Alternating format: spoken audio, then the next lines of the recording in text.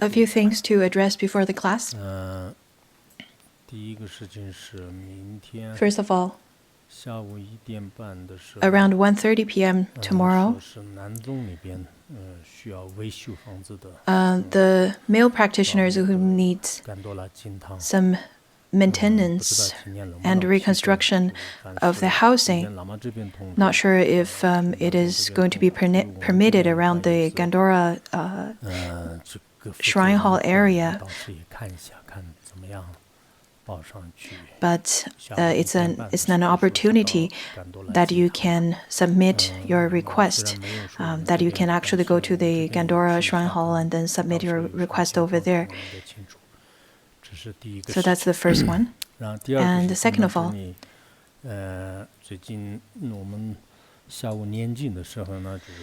in terms of chanting, in the afternoon over here, we would have daily chanting of the Marathi and the Heart Sutra and the Dispeller of Obstacle Asana of Heart Sutra. So both of those are chanted every day, all the way from today till the 19th. That's the second thing. And the third one, other related management team has been in discussion about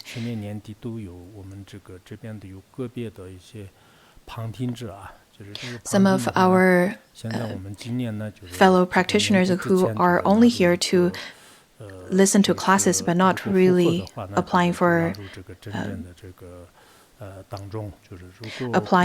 the residence to stay here for a long period of time. In fact, we will have an opportunity for you to apply, but if you don't intend to apply, it would be the best for you not to stay here, because there are regulations over here. Let it be listening to the classes and circumambulating the mandala structure and abiding the regulation of separating the male and female practitioners over here.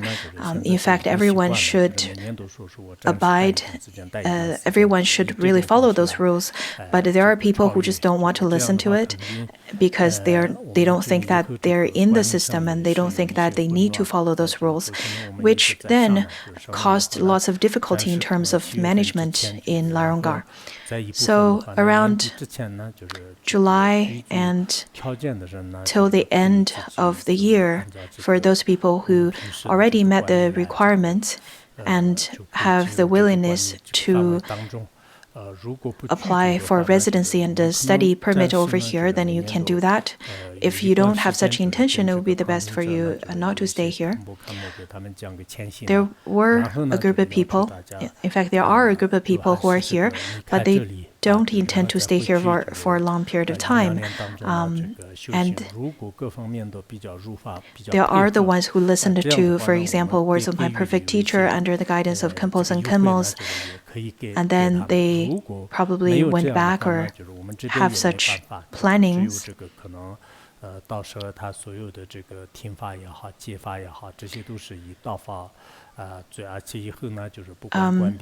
And would want to go back, we will provide them some convenience in terms of listening to classes if they were to go back and listen to the classes. And there are the ones who don't want to follow the ruls and don't want to apply for the study permits over here, but want to stay and listen, then this is considered as stealing the Dharma.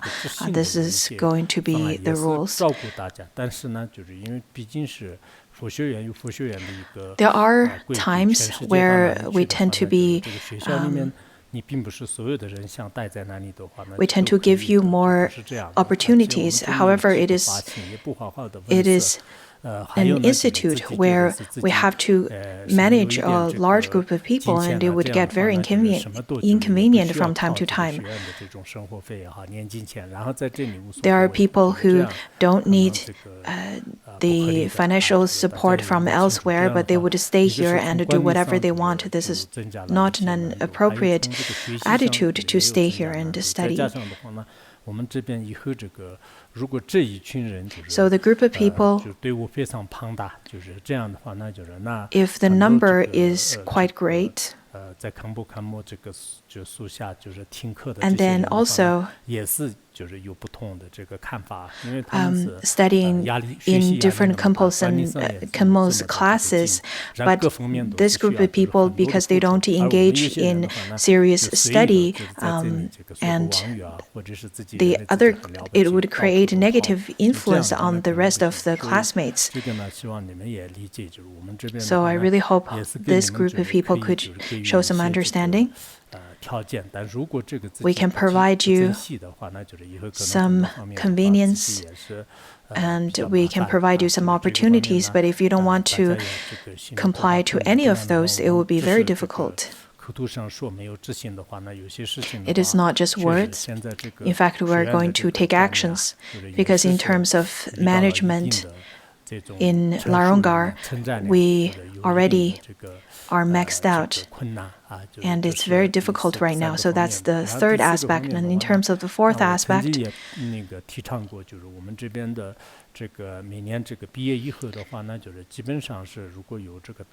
I've said previously that whenever after your graduation from Laronggar, and if you were to find other temples or monasteries where you can teach there, and you can be an abbot over there, that would be good.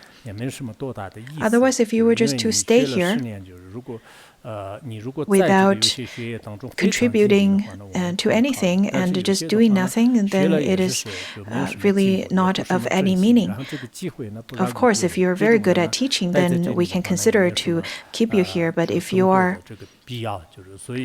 however, just staying here and just want to squander your time over here, this is not appropriate.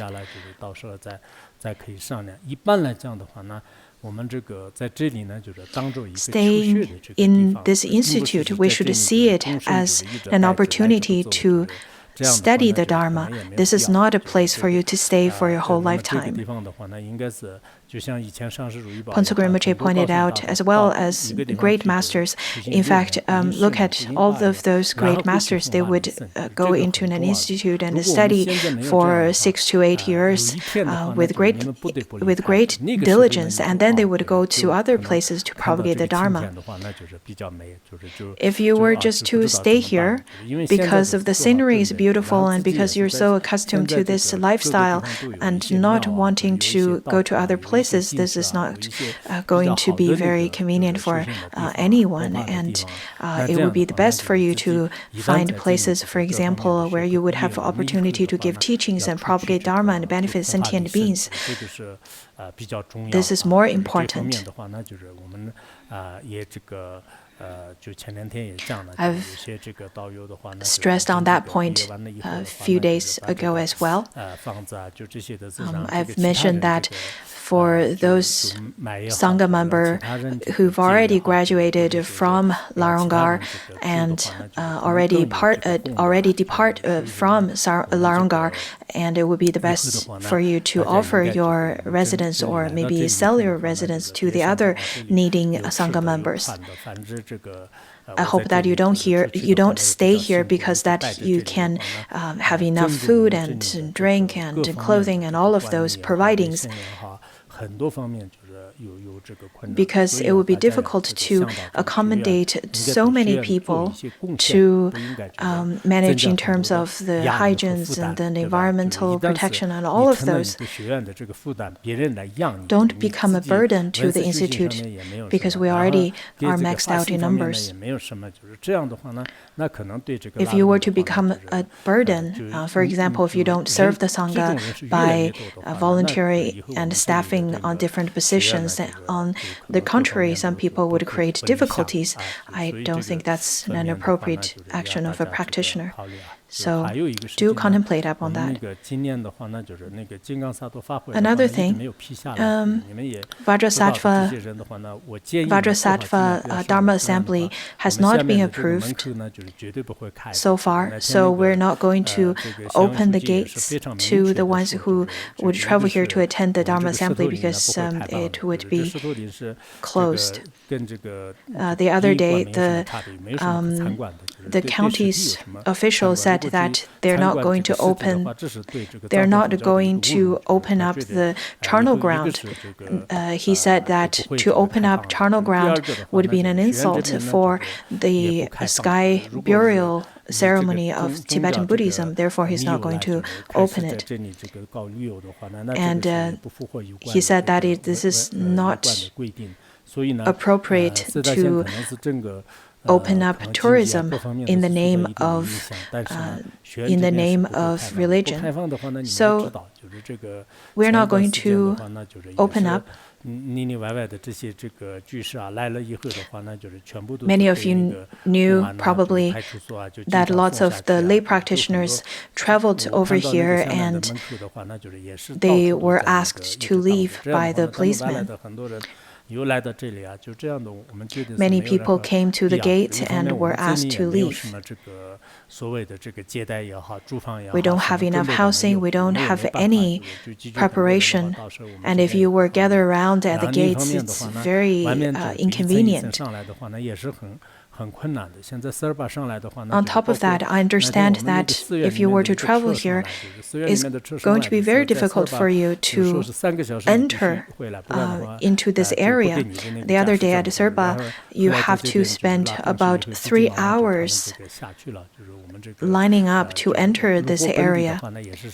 Even if you want to go to Luhur, all of those areas are still under quite strict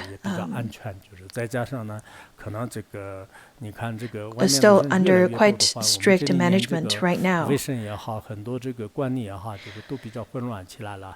If there were a flooding of people into Laronggar, in terms of our environment and our hygiene over here, it's going to get chaotic again. We know that protectors are really wonderful over here, so maybe that's a way of them protecting us from all of those chaos.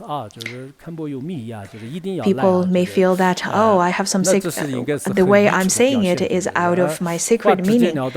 Well, this is a sign of stupidity because I am speaking out truthfully, and if you were to take it in a different way, this is really quite unwise. I am quite straightforward, and I'm telling you the situations as it is. If you were to come here and then were asked to leave, how inconvenient it is. Many lay practitioners who travel all the way to here were asked to leave at the gate, were asked to leave when they were circumambulating on the mandala.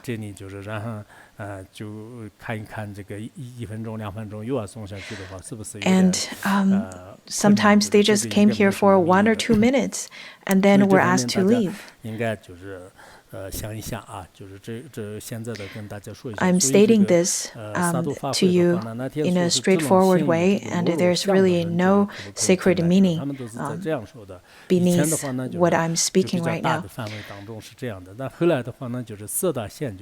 We had many meetings in terms of who can come and who can't. In a smaller area or a larger area, all the way extended to the county or not, we had many meetings on that.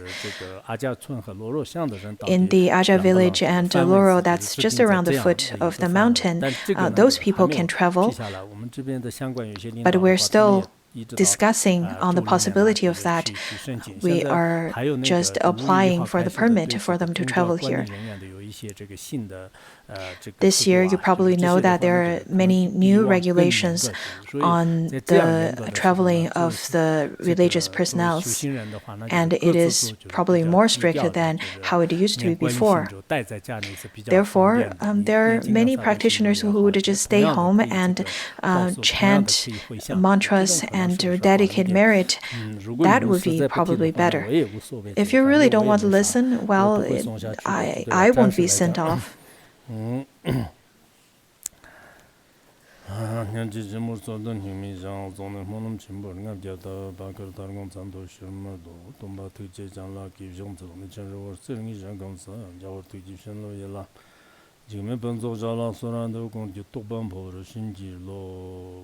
Thus I passed profound and wonderful Dharma's difficulty encountering billions of eons. I now see it, hear it, receive it, and uphold it, vow to fathom the Tathagata's true meaning in order to liberate all.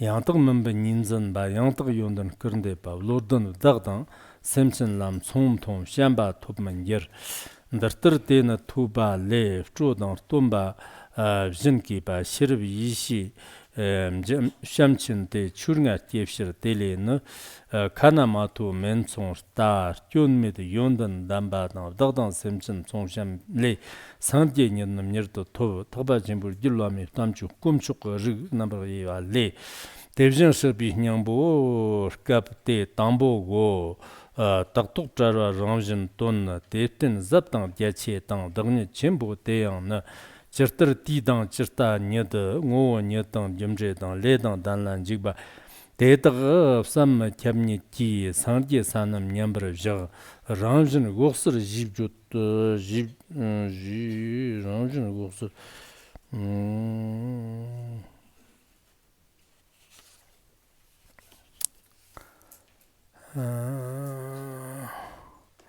Ramjin Goksar Jibjut Ganyan Nyedam Kabjan Loverti Nyomon Shif Chansuk Tugbu Jiba Yina Jibkirba Jimid Sandye Yondan Gandan Takton Yonjong Sandye Nyeda Dena Chula Martun Namjid Yishi Taglap Tenin Tob Sandye Nyana Yerme Pa Tagbi Chun Rapshivi Nyamam Kabjan Yishi Dan Pawa Nikim Sanya To Goksar Shimin Yerme Banjig Jan Gunga Hongi Na Derlin Devshir Sandye Ki Churnam Gandang Dambanyat Ramjin Kina Madraptan Kaptan Lora Vani Ki Nyomon Shivshir Jibate Ftendang Javar Jupa Yin Jiba Nidam Jarwa Yun Yishi Nin Te Martuk Badan Teyin Jitup Te Yishin Dot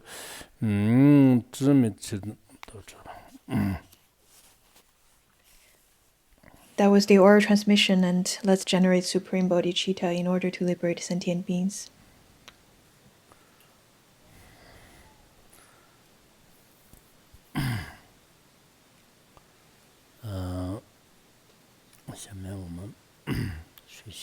Let's continue with the Uttaratantra Shastra. Before the actual study, I would like to ask all of you to chant the money mantra to rededicate the merit to the ones suffering from COVID. All the way since the year before, many people died from this virus. I think over here, or many countries are currently under control, but countries such as India right now, recently, in the past 10 days, the number of infection grown above 300,000. And it's difficult to solve that problem by vaccination right now, it seems, because of the mutation of this virus. And many died. The hygienes and the whole environment is not really good over there, and it doesn't seem very positive. So let me show you a short video, and let's chant Om Mani Padme Hum to dedicate merit.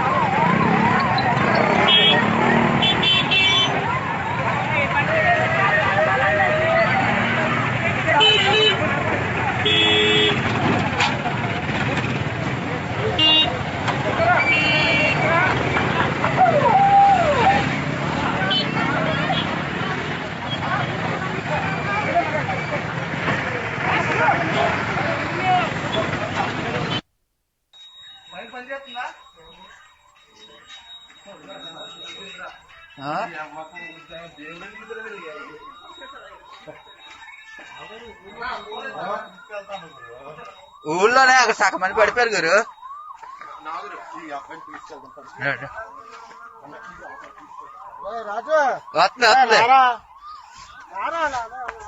బాసా ambulance వస్తున్నది, ఎక్కించి.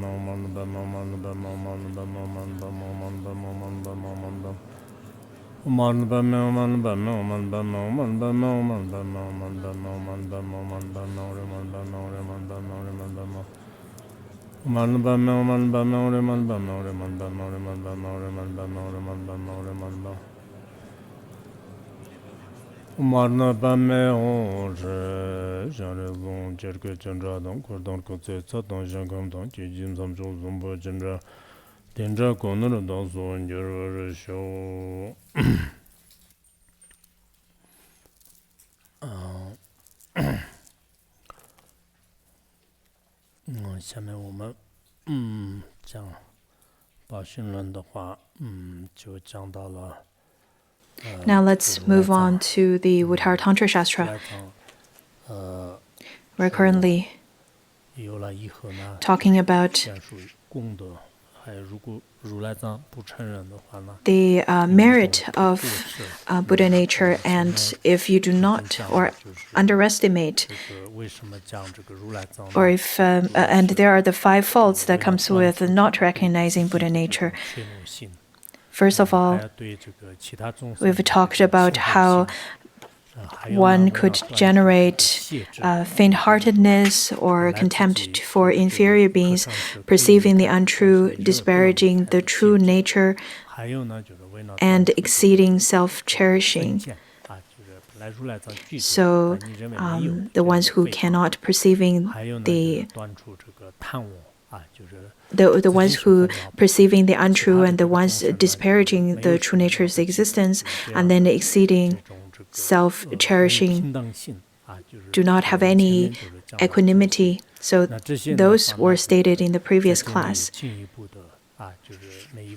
And then over here, we're at a place where we are explaining each of them, explaining each of the reasons of the five evils.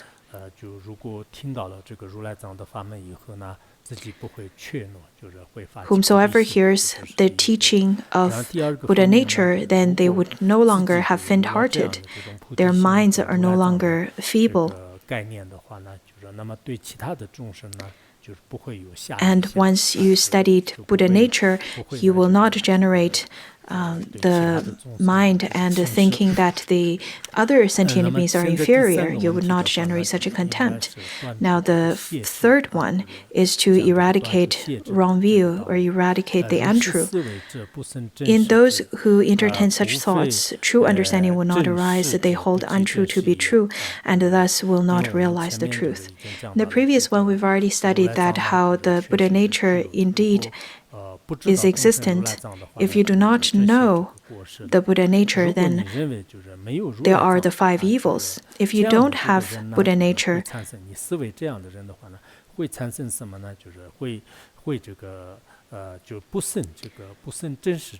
people will not be able to realize the truth. They will not generate the right view that everyone has Buddha nature. And you will not, and people like such will not realize the truth that the adventitious stains will be able to be purified. The wisdom that is parting from assertion and denial will not arise.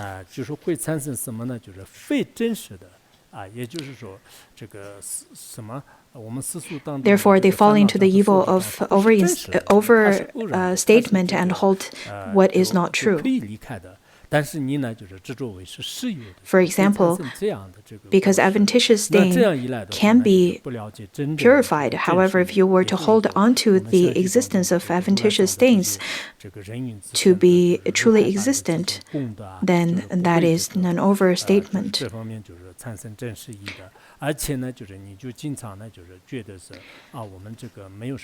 And if you were to think that there's no Buddha nature and people would die after death, there's nothing left. If you were to hold such kind of view, this kind of view is quite horrifying, in fact. The CEO of Huawei, Ren Zhengfei, said that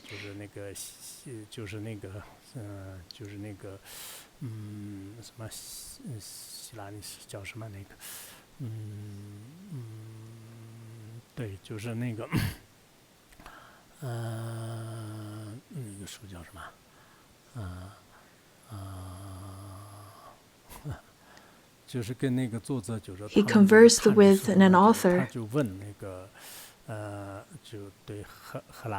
Yuval Harari, and questioned him, saying that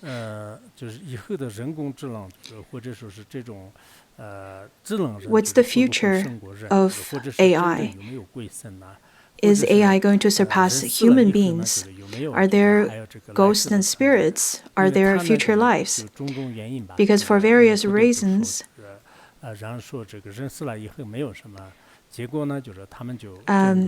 Ren Zhengfei had to say that there's no future life.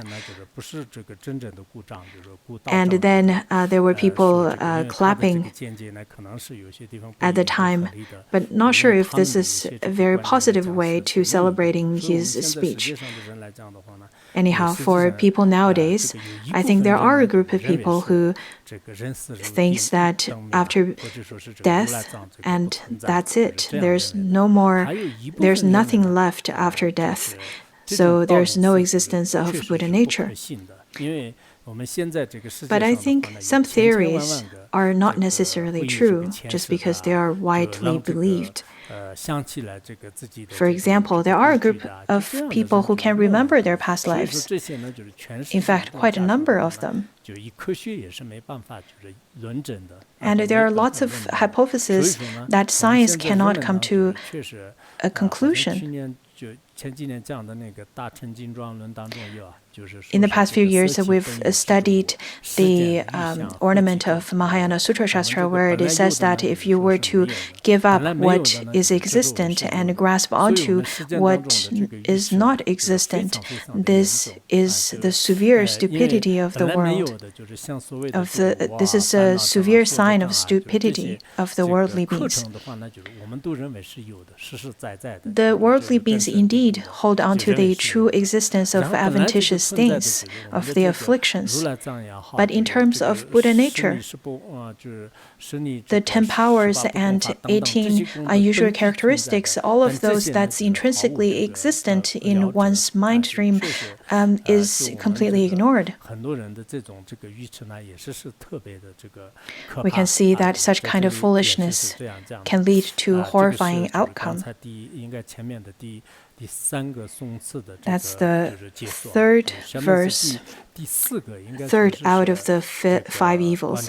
Now the fourth one says that being artificially produced and adventitious, these faults of beings are not truly existent. So this one talks about the understatement. Being artificially produced and adventitious, these faults of beings are not truly existent. In truth, these evils do not exist as self, but exist as the qualities by nature pure. In fact, all the adventitious things appear because of the causes and conditions. When there is no appropriate causes and conditions, it will not arise. Therefore, since this is adventitious, it could be purified. All the mistakes, all the 84,000 afflictions and faults of sentient beings are not truly existent.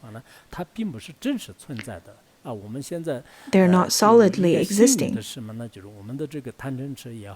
So, fortunately, all the wrong views and the 3 poisons, they are adventitious. They're temporary.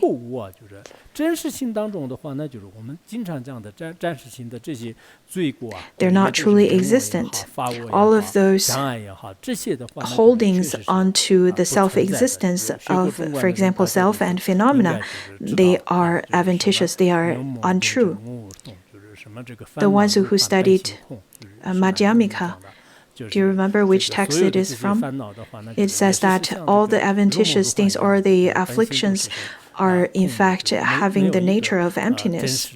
They do not truly exist. In the teachings of the profound dharmas, in fact, this is stated quite clearly. There's a story in the sutra. There was once 500 arhats who couldn't tame a person and his mind.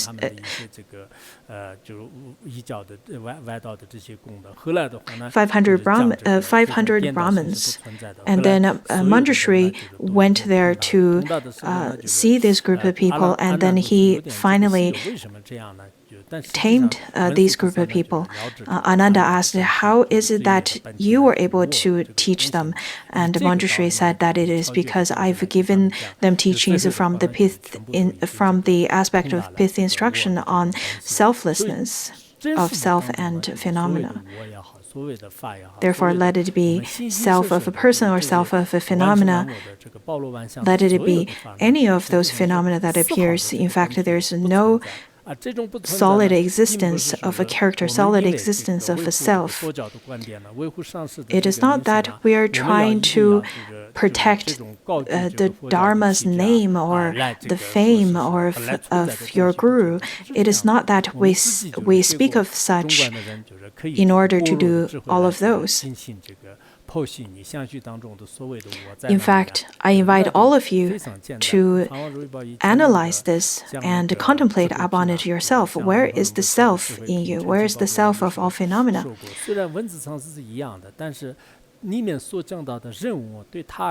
In fact, when we talk about the self of person, there are people who's going to gain great understanding through various texts. There are people who's going to gain great understanding through Uttaratantra Shastra, for example, and it's going to be easier for you to understand the profound Dharma teachings through this text. And after this, you probably would be able to understand that the self does not exist.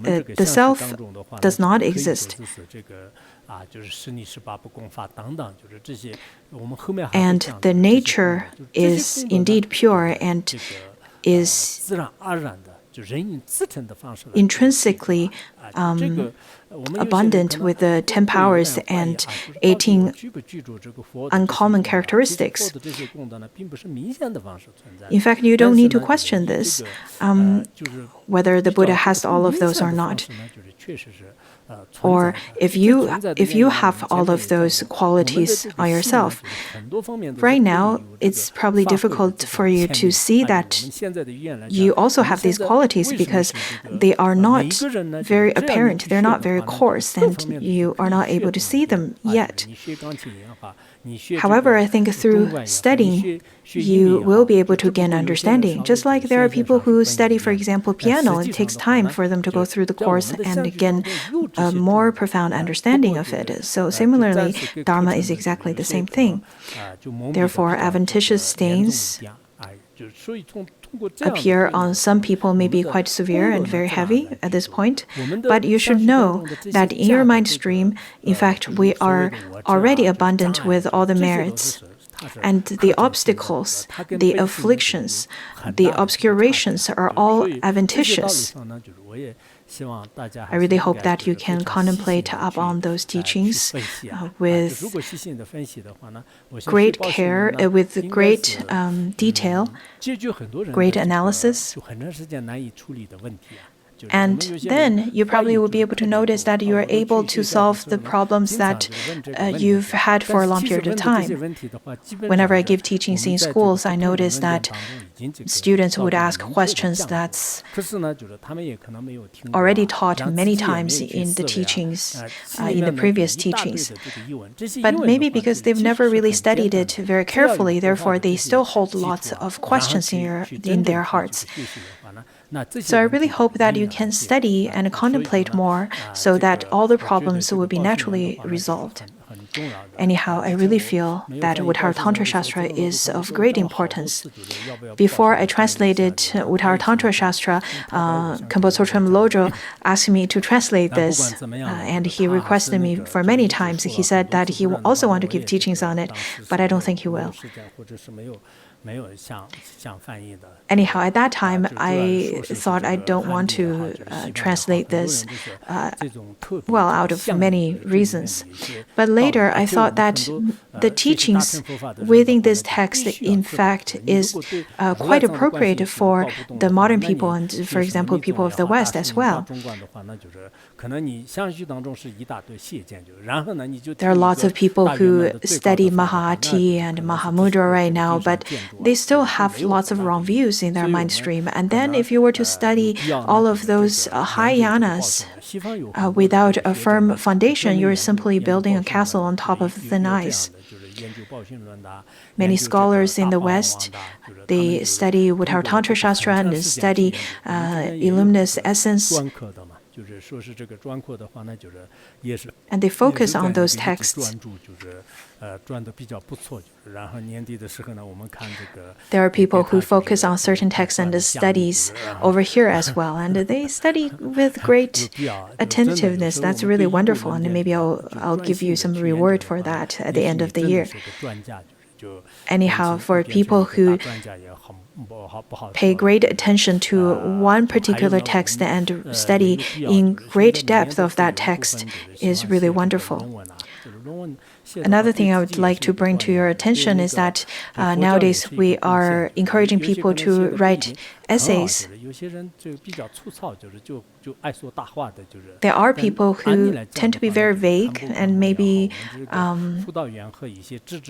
their essays are not that great. I really think to be very specific in your writing, to be very specific in your opinion is very important.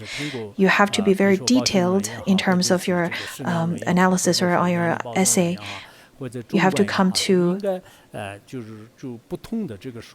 thesis, for example, on Uttaratantra Shastra or any other text that you've studied, and then go into great depth, come up with your own point of view, stated with great detail.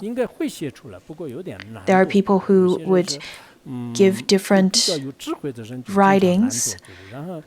There are the ones who are very specific and detailed, and there are the ones who are rather quite vague, maybe because of their lazy tendency of contemplation. There are the ones who tend to be very wise, but lazy, and then they won't be able to produce anything that's worthwhile. According to the record of Mind Mirror, where it says that there are people who attain the Bodhi after 3 asamkhyas, and there are people who attain the Bodhi only in a short period of time, and the reason behind that is because of the differences of their efforts. So the ones who are diligent, they can be successful, and the ones who are lazy will not be. Let it be participating in exams or in writing essays, you should really follow the steps.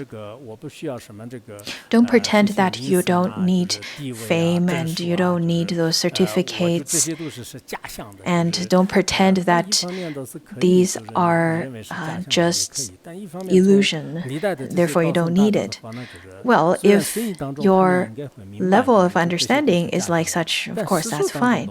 But even so, even if your understanding is that high, your realization is that high, let's look at the great masters throughout history. Their realization are of a great profundity, and still they would participate in various kinds of activities to benefit sentient beings. And there are the ones who hold on to those scholarly fame very solidly as well. For example, just like the worldly beings who would wear those graduation costumes, and then they feel that they're the greatest and they wouldn't listen to anyone. I see that trend in some people over here as well. Some of the scholarly practitioners over here, Sangha members over here, they tend to feel that they're of the greatest. Unfortunately, the signal's interrupted.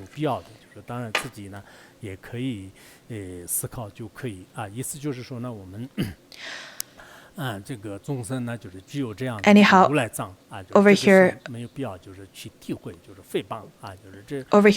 it talks about that we should not hold on to either extremes, otherwise it's only a sign of your stupidity. So that's the fourth one. And now the fifth one is that while they hold while they hold the evils which are unnatural to be, which are untrue to be true, they disparage the true qualities, denying their presence. Even those of understanding will not attain the love that perceives the similarity of oneself and others. So it talks about the equanimity. If you were to see that you yourself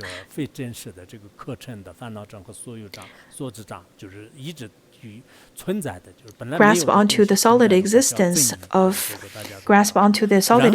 of adventitious thing, that is assertion or addition, and then if you were to deny the spontaneously appearing of the merits such as the 10 powers and 18 uncommon characteristics as non-existent, then that is a sign of understatement or disparaging. If you don't accept what is existent, if you hold on to what is not existent, then how can you be a bodhisattva with wisdom? So after eradicating the two as a bodhisattva with wisdom, they would view the equanimity of sentient beings and self. In the second turning of the wheel and the third turning of the Dharma wheel, in fact, the Buddha nature is taught in a slightly different way. Mipa Rinpoche give teachings on how the ultimate teaching, in fact, ultimate teaching of Buddha nature is taught differently in the second turning than the third turning. So over here, it says that once you realize once you study the Buddha nature in the third turning, you should understand that there is a sense of equanimity between one and the others, since we all have Buddha nature. For the reason of not studying Uttaratantra Shastra, it would be difficult for one to generate the profound bodhicitta.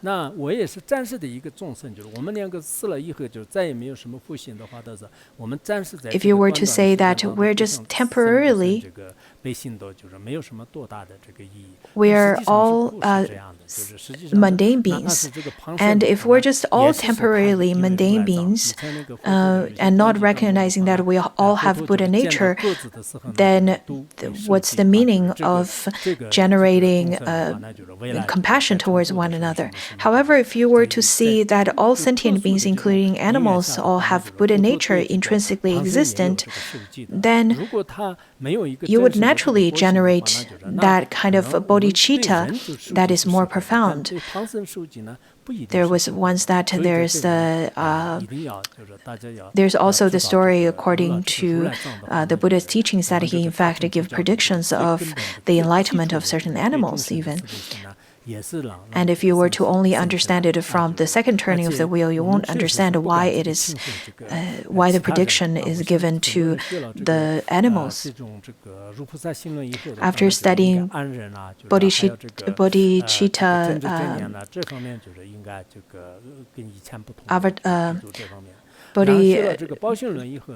Bodhisattva-Vatara,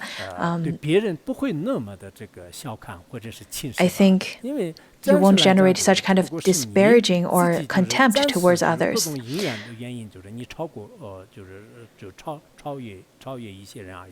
Because maybe temporarily you are a little bit better than the others.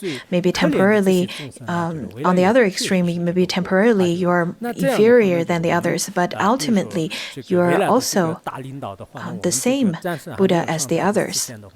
Look at some of those officials. Whenever it's about to be their turn to be a leader, to be in an official or authority, then everyone else would respect them, even if they're not yet at that state yet, even if they're not yet taken office yet. Similarly, since we know that we are all Buddhas of the future, then we won't disparage anyone.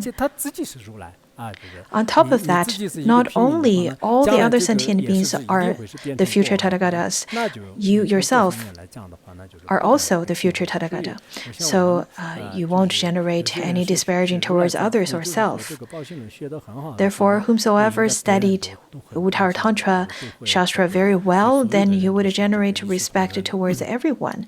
You would treat everyone with equal respect.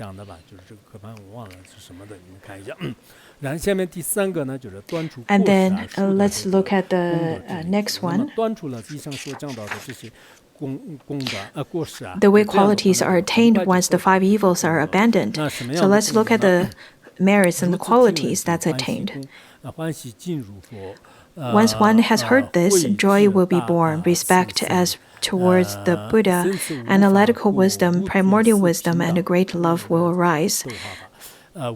Through the arising of the 5 qualities, one is rid of the faults and sees similarity. In fact, Uttaratantra Shastra is very difficult, so there are less and less people listening to the teaching.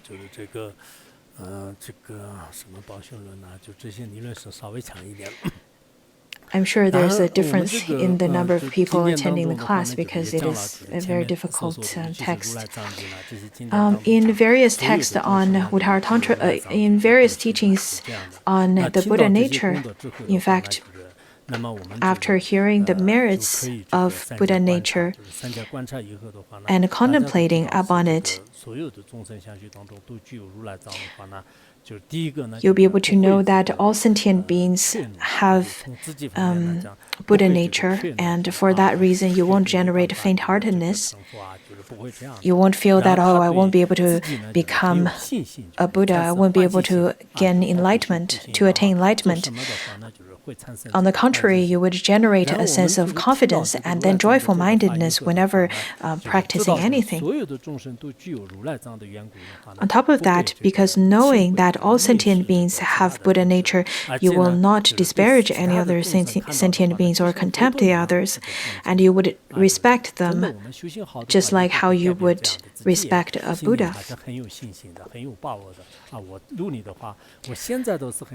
Being very confident that maybe now I am of the inferior capacity, I'm not of a beautiful appearance, I don't have great wisdom, I'm not that smart, I don't have great wealth, I don't have good grades, and there are many areas that I am not proficient in, but in the next lifetime and in the future lifetimes, I will be able to get better and better. So you will be able to generate such kind of faith in yourself that with constant effort, you will be able to remove those adventitious things and eventually attain your pure nature. So you would generate faith at the same time, a sense of respect for self and the others. On top of that, knowing that all the faults are adventitious,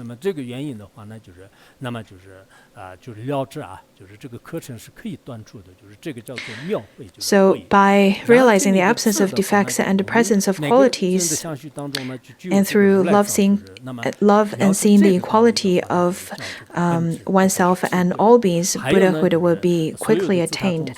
Over here, it also talks about with regard to the relative, the adventitious things which do not exist in terms of the 2 aspects of self, the discriminating wisdom, knowing them to be non-existent arises.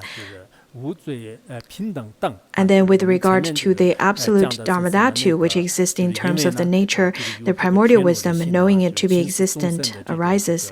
And through seeing one's own nature and that of others equally as Buddha, great love, that is equanimity, which wishes to do others good, is born. There are people who tend to feel that In fact, there are the extremes of what's the point of liberating sentient beings and what's the point of having faith in oneself and so on and so forth. All of those 5 faults. If one were to part from this, rather 5 evils, not 4, 5 evils, one will be swiftly attaining Buddhahood. After studying Uttaratantra Shastra, I'm sure that your mind stream and your contemplation will change, and there will be some changes happening. According to the Mahaparinirvana Sutra, it says that if one can engage in contemplation and observation according to truth, that all sentient beings have Buddha nature. Upon knowing that, in fact, this person has already entered a supreme realization. In other words, this person has already discovered the sacred treasure of all the Tathagatas. After knowing the Buddha nature's teaching, the teachings on Buddha nature, you already have received the sacred treasure of the Buddha. Sometimes we quote from the sacred treasure Tantra, where it gives the teaching of from the aspect of pith instruction of entering into the secret treasure that is the mind stream of the gurus and Buddhas. So that's what is talking over here. There are people who have very limited capacity of memorization. So maybe after listening and receiving the information right now, after a little time, they would forget about it, maybe after a year or so. So I hope you can memorize, or if not, you can constantly repeat and familiarize yourself with the teaching again and again. I know that the beings of the modern era tend to be very forgetful. However, now we've already concluded the first chapter of the Tathagata Shastra. The first chapter on the section of Tathagata.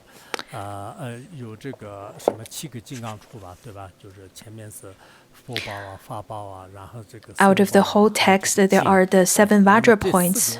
Now we are moving on to the 5th Vajra point after the first 4, where it talks about Buddha, Dharma, Sangha, and then the Tathagata Garba. And now this is the 5th Vajra point, enlightenment. In the chapter 2, on enlightenment, the Bodhi, and then on the 3rd chapter talks about the activity and then merit. So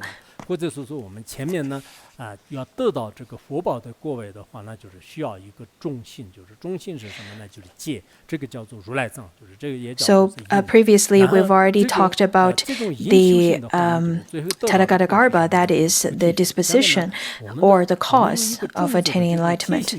And then only having this disposition of attaining enlightenment is not enough. What is the fruition then? The fruition is enlightenment, the Bodhi. So we're right now at the 5th Vajra point.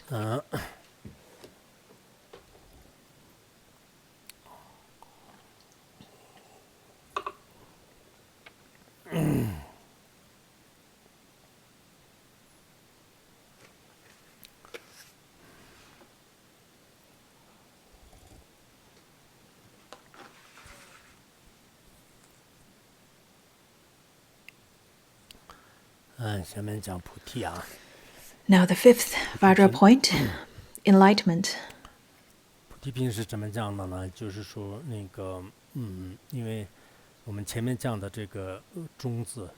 Previously, we've already talked about the disposition, that is Tadagarbha.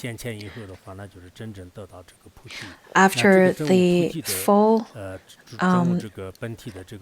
review of Tadagarbha, then one could come to the fruition, that is enlightenment. Now, in terms of the enlightenment, there are several outlines as well. It seems that this outline looks simple, where it talks about enlightenment is the realization, then there's the short explanation accordingly, and the summary, and then the detailed explanations upon each. It may seem to be very simple, so let's look at the summary first. So what is Bodhi? We need to see that first. There are 8 aspects in the summary. With its purity, attainment, freedom, benefit for oneself and others, their basis, depth, vastness, and greatness of nature, duration, and suchness, it has 8 qualities. In fact, we need to know what is Bodhi in terms of its cause, in terms of its nature, in terms of the various aspects of the Bodhi, then we will be able to fully analyze what is Bodhi, the enlightenment. If people were to ask you, what is enlightenment, then you can point to them that it is detailedly discussed in the Uttaratantra Shastra. So let's look at the first quality, that is purity. Purity describes that it is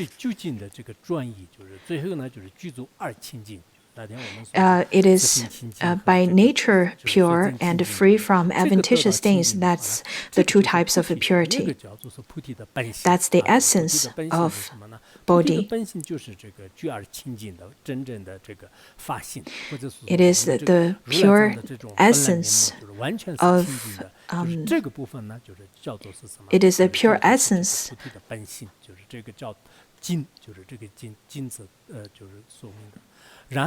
So the first one is purity, and then the second one is on the attainment. So how can you attain Bodhi? How can you attain enlightenment? The means of attaining this enlightenment as being the practice of the path of meditative and post-meditative phases through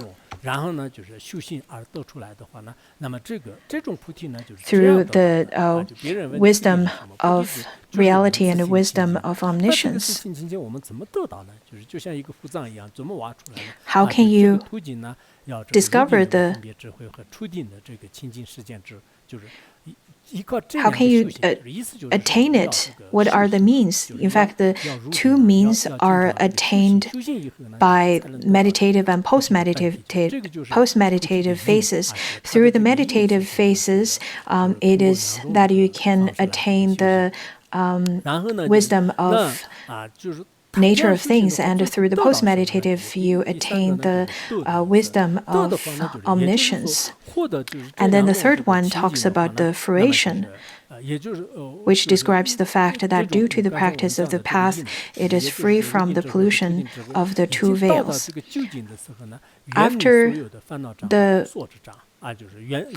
attaining the wisdom of knowing the nature of things and the wisdom of omniscience, then you can purify the 2 types of afflictions or veils, that is, the veil of affliction or the obscuration of affliction and cognitive obscuration. In fact, Maitreya gives the style of teaching where he would give a summary and then detailed explanation and then a conclusion with summary again. So that's the style of his teaching. Over here, it describes the fruition aspect. And then how about the function? In terms of the function, it describes the fact that due to the veils being abandoned, it accomplishes the 2 benefits, that is, benefit for oneself and the others. When one already attained the perfection of elimination and primordial wisdom, then the 5th one is on the topic of endowment describes the fact that it possesses inconceivable quality, providing the basis for the two benefits. So the endowment aspect, or what you rely upon, what are the two benefits? In fact, Buddha nature is very rich, just like how there are people who, in fact, are indeed very wealthy, but they would pretend to be quite poor. This world is interesting that there are people who would pretend to be wise, but they're foolish, and the ones who would pretend to be foolish, but they're indeed wise. So there are people who have Buddha nature but appear to be so suffering from poverty.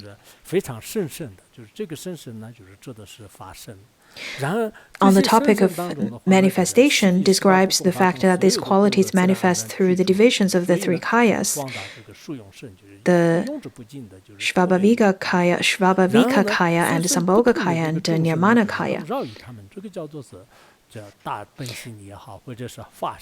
So the Nirmana kaya that provides benefits to the sentient beings, and the Svabhavika kaya, that is Dharma kaya, and then the Sambhoga kaya, the manifestation. In fact, over here, instead of manifestation, it is on the teaching of entering. On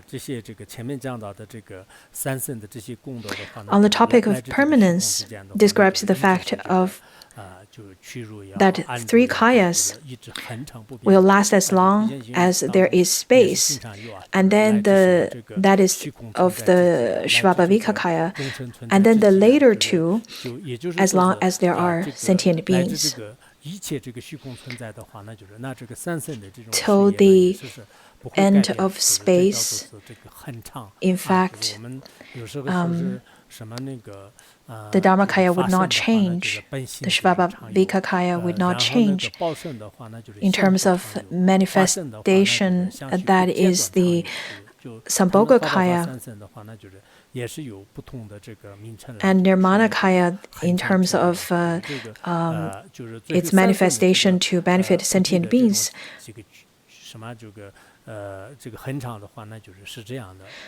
It would last as long as there are sentient beings. So, in terms of the three kayas, they are inconceivable for the mundane beings. Therefore, that leads to the eighth topic, that is inconceivability, describes the way the final ultimate fruit actually is as being inconceivable to ordinary beings. So these are the 8 aspects of enlightenment in terms of its meanings. So essence, cause, fruit, function, endowment, entering, permanence, and inconceivability. Those are the 8 aspects. By now, you know that the nature or the essence of enlightenment is purity, and through the 2 wisdoms gained through meditative and post-meditative phases, those contribute to the cause. That is the attainment, and then freedom is the creation. In terms of the function, it is to benefit for oneself and the others. This is the function. On the topic of endowment, it is the endowment of the vast merits and benefits.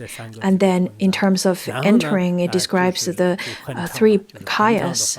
And in terms of permanence,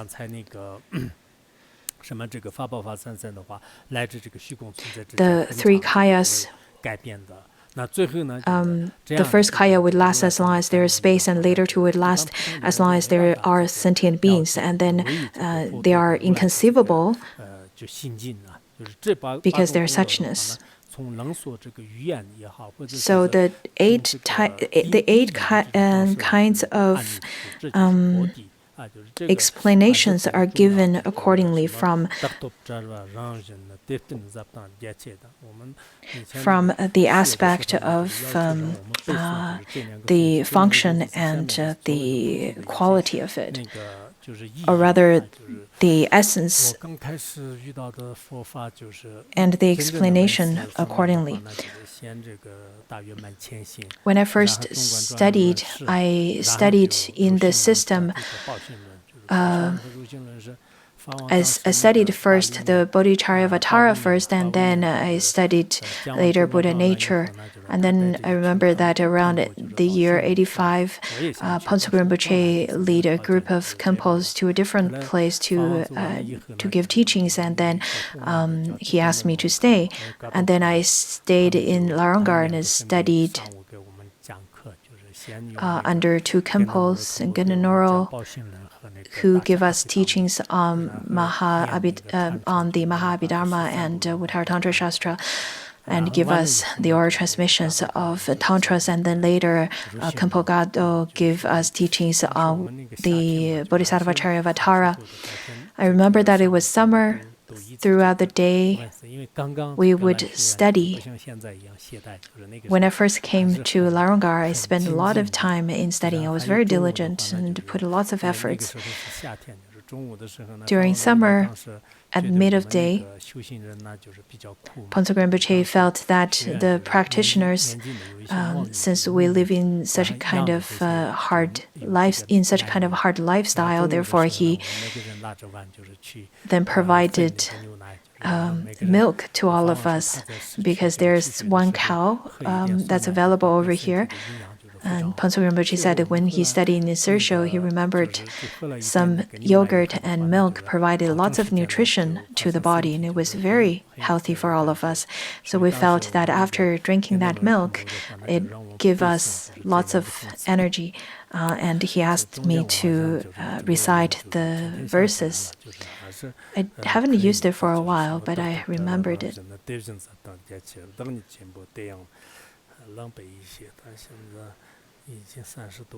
It's been over 30 years now.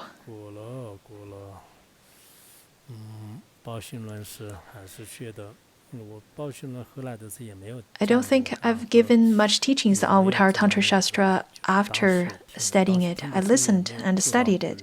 I didn't even mentor anyone to study Uttaratantra Shastra at the time, because that time I studied mostly on Bodhicharyavatara. I had the oral transmission from back then, but I didn't really study, but I didn't give teachings on it at all. So if I were to make a mistake, you can raise up your hand and tell me that I've made a mistake. The Westerners like that.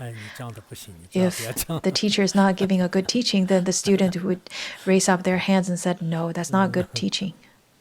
There was this once that I went to a school, and many people were raising up their hands, and they were pointing out that the translator was not good. When I listened to that translator, I felt it was very good, actually, but the audience said that the translator is not good. Therefore, we had to change to a different translator.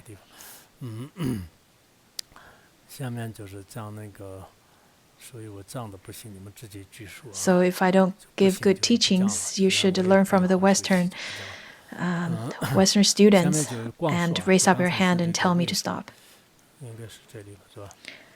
Okay, now comes to the detailed explanation by combining these. The essence and cause.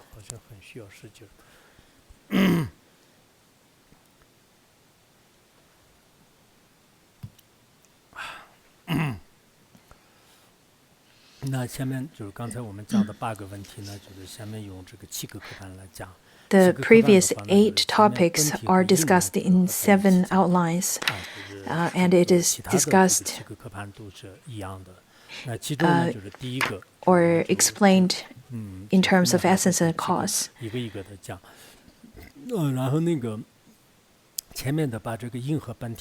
Let's look at the essence and cause. They are combined together. So it's a concise explanation of the way purity is attained. Enlightenment, of which the Buddha said it is by nature clear light, is similar to the sun and space. It is free from the stains of adventitious poisons and the hindrances of knowledge, of knowing, the veils of which obscured it, like a dense gathering of clouds.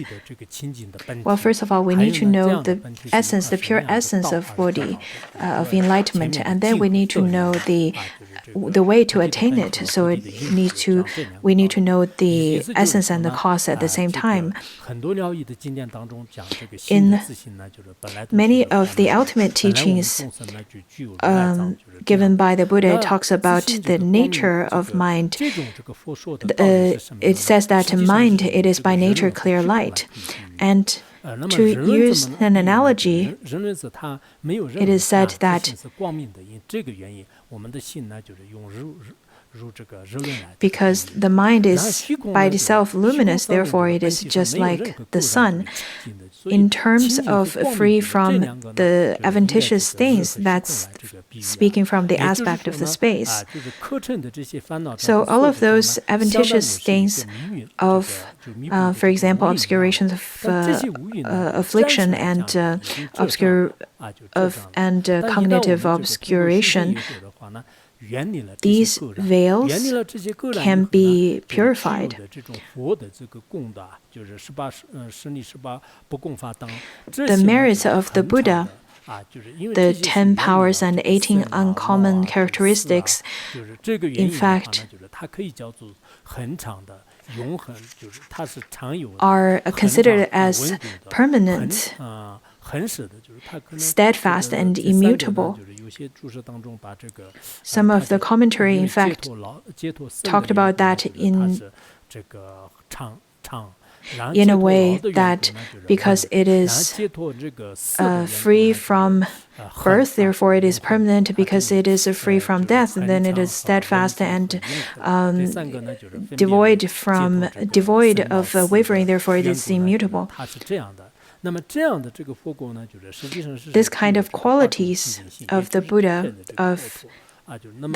it is then on the basis of the two primordial wisdoms. One is free from ideation with regard to phenomena, and the other one is discriminative.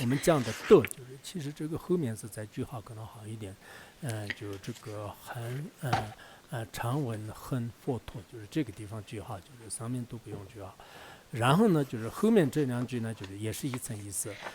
next two verses talks about the other quality, where it says that the basis of the two primordial wisdoms, the two wisdoms that's attained through a meditative state and a post-meditative state.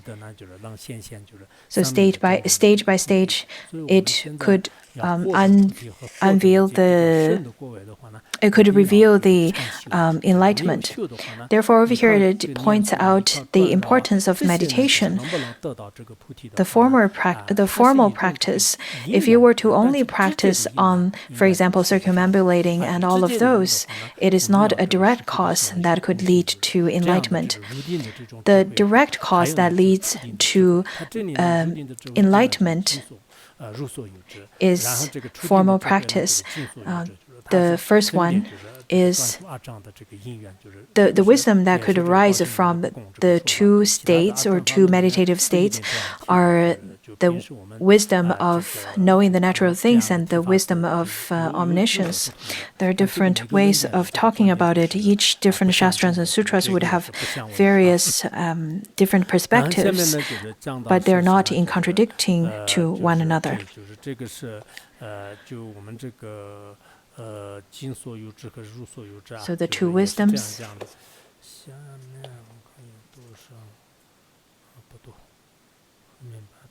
Okay, let's finish this part.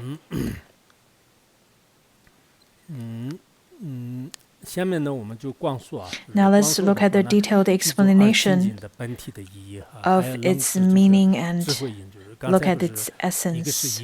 Previously, we've already talked about its essence and its cause.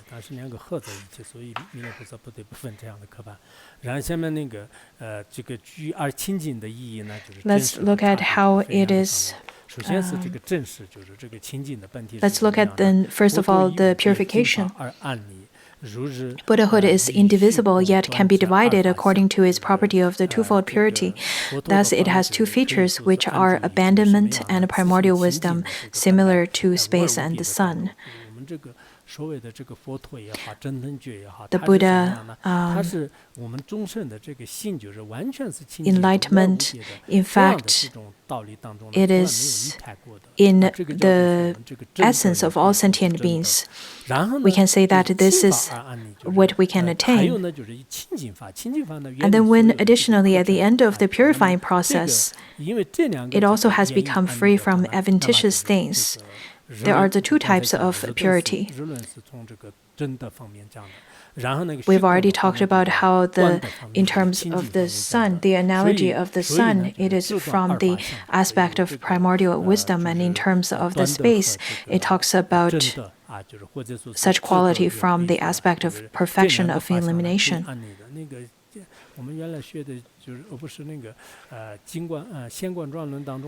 In the Shastra of clear realization, it says that once the defilements are completely eradicated, one would be able to generate the wisdom that is unborn. This is called the great Bodhi, the great enlightenment. In this Shastra, it often talks about the three greats, the great Bodhi, the great perfection of illumination, and the great primordial wisdom. In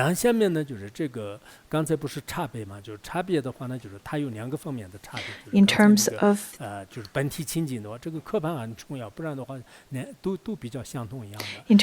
the differences, in fact, I think we definitely need to look at the outline so that we can look at why the analogy is given in such a way.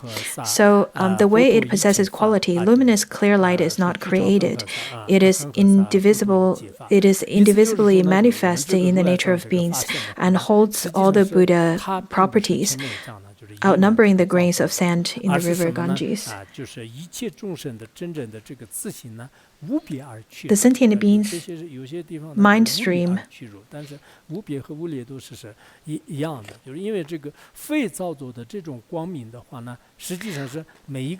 in all the sentient beings' mind stream, this uncreated luminous light is already within in an indivisibly manifestation. So this luminous clear light is not adventitious. So in the sutras, when we talk about the nature of mind, how the nature of mind is luminous, and it is already in the nature of beings. Also, all the merits and the meritorious qualities of the Buddha that outnumbers the grains of sand in river Ganges are already existent in the nature of beings. However, it is in a hidden way.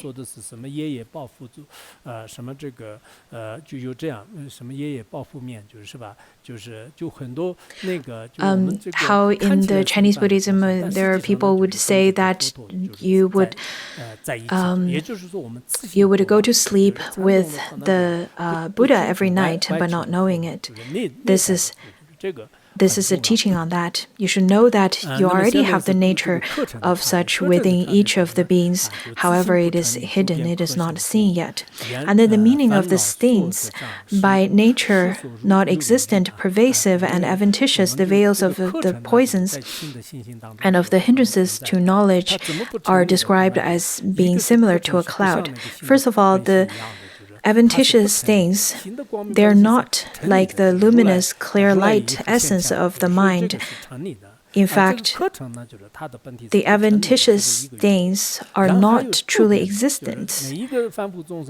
Each of the sentient beings, though having adventitious things, that is pervasive, that's what it means by pervasive.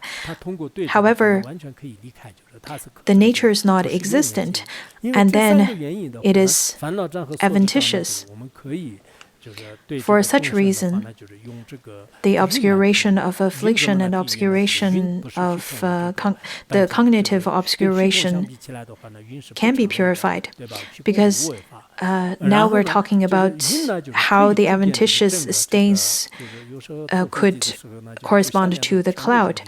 When we look at a cloud, the cloud could be all pervasive and spread over the whole sky, where we cannot see the sky at all. When there are sentient beings, for example, have lots of afflictions, and there are mundane beings who have rather a thinner layer of those clouds of afflictions. But the clouds are not truly existent on the sky or in the space. Upon contemplating upon that, we can feel quite encouraged, because the adventitious stains and those afflictions can be dispelled, such as through practice, through supplicating to your guru, and then you can dispel all of those adventitious things. So I think cloud is a great analogy to correspond to the hindrances or the adventitious things. And the last one that we will cover for today, the cause by which one becomes free from these veils.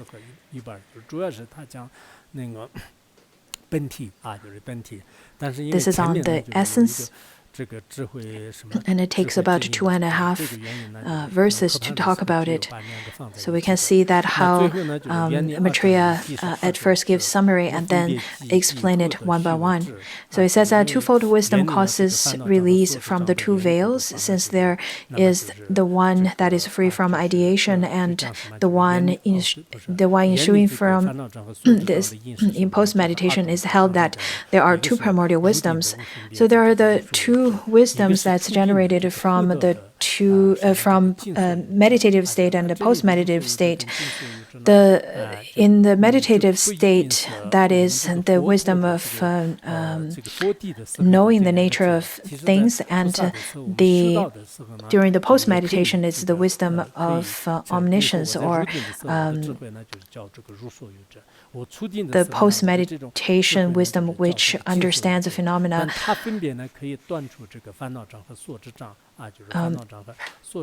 as the way they are.